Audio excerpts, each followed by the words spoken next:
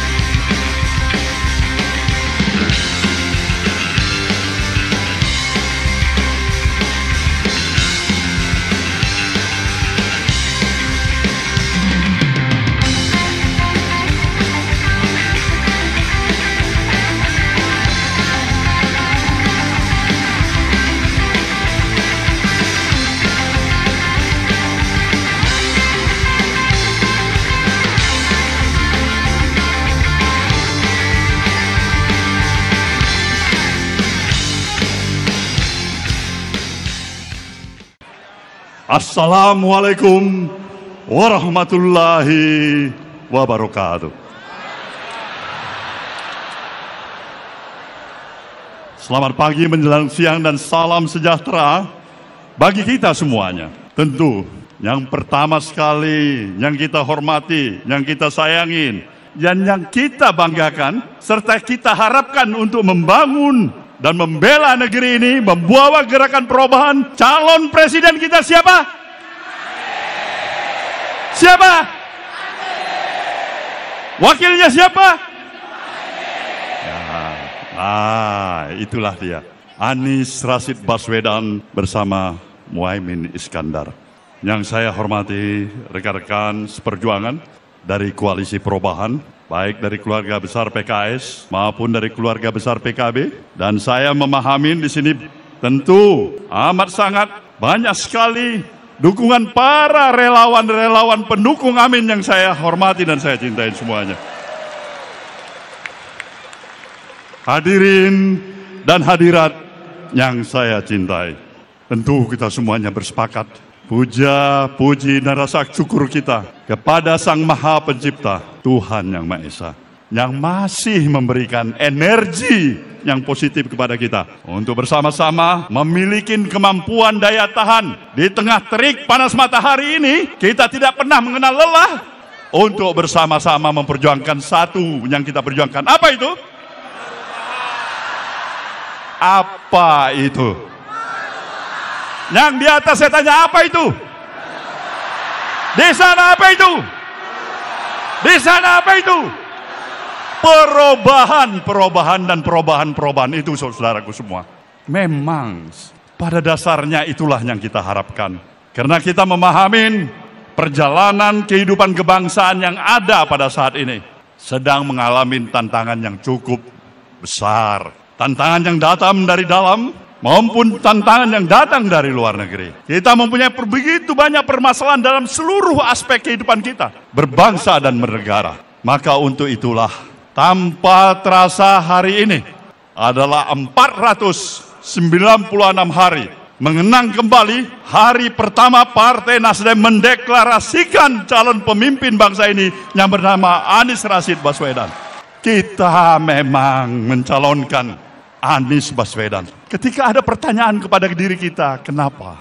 Karena sejujurnya kita memahami bahwasanya dalam menghadapi tantangan yang saya katakan tadi begitu besar, sekarang dan ke depan, maka kita membutuhkan pemimpin bangsa ini yang bisa memadukan kemampuan profesionalitasnya sekaligus moralitas dan etikanya.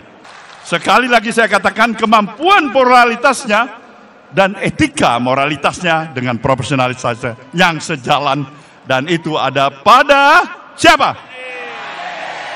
Pada siapa? Pada Anies Baswedan. Maka kepada dirinya lah kita berharap untuk membawa gerakan perubahan, mempercepat proses akselerasi pembangunan bangsa ini. Karena bangsa ini memang sedang jauh sudah tertinggal dibandingkan dengan kemajuan bangsa-bangsa lain. Kita memiliki karunia Allah Subhanahu wa Ta'ala. Posisi geografis kita yang luar biasa, demografis kita, sumber daya kekayaan alam kita. Maka pertanyaannya, kenapa tingkat kemajuan kita untuk mengantarkan rasa keadilan dan kesejahteraan masyarakat baru masih pada masukin tingkat seperti apa yang kita miliki hari ini? Jawabannya adalah sederhana, karena kita masih memerlukan lagi pemimpin yang lebih baik untuk memimpin negeri ini, saudaraku semuanya. Pemimpin yang lebih hebat lagi untuk membangun negeri ini semuanya. Inilah kenapa kita meletakkan pilihan kita kepada Anies Baswedan.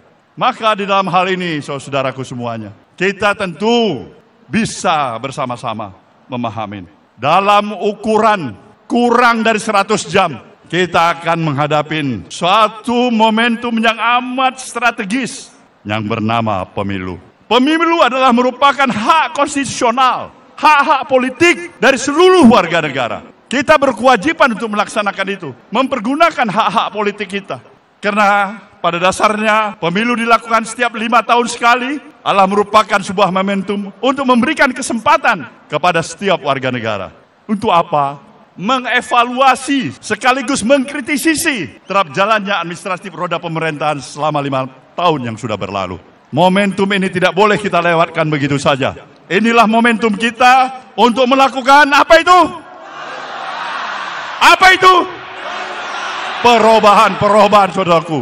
Ini momentum bagi kita semuanya. Maka saya berharap jangan pernah sedikit pun untuk tidak menjadikan peran arti keberadaan setiap diri kita berpartisipasi secara aktif pada tanggal 14 Februari yang akan datang.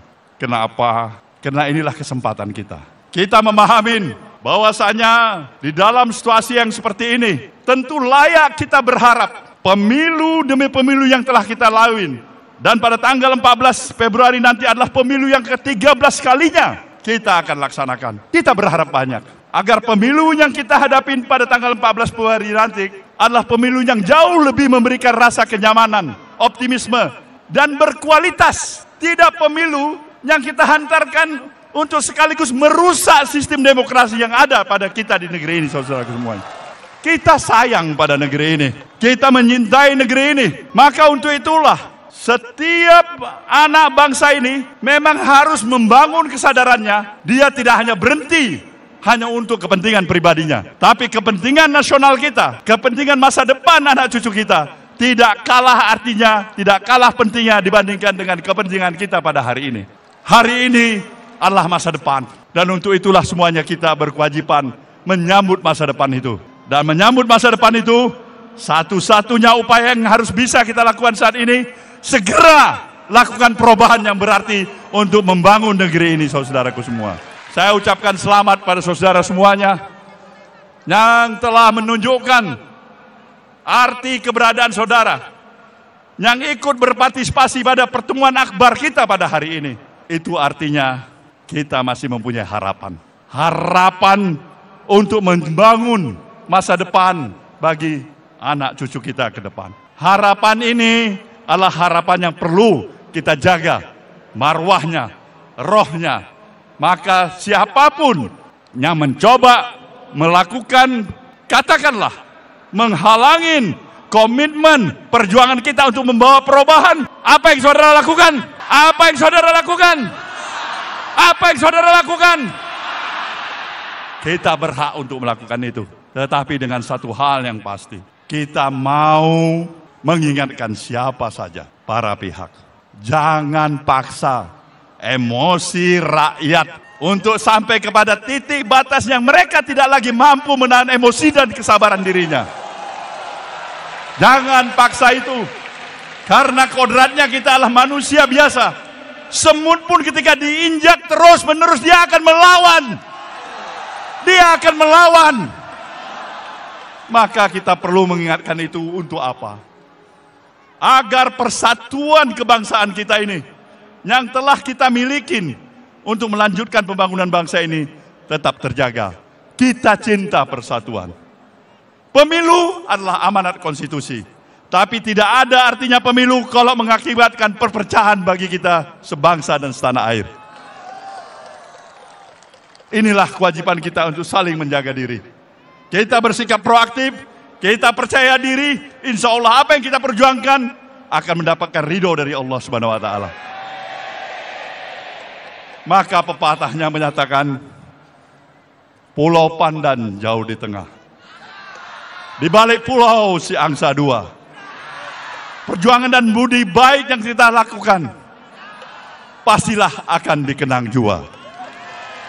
Selamat berjuang saudaraku semuanya. Insya Allah kita berjalan di jalan Siratul Mustaqim yang akan pasti mendapatkan ridho dari Allah Subhanahu wa Ta'ala. Terima kasih. Wabillahi taufiq wal hidayah. Wassalamualaikum warahmatullahi wabarakatuh.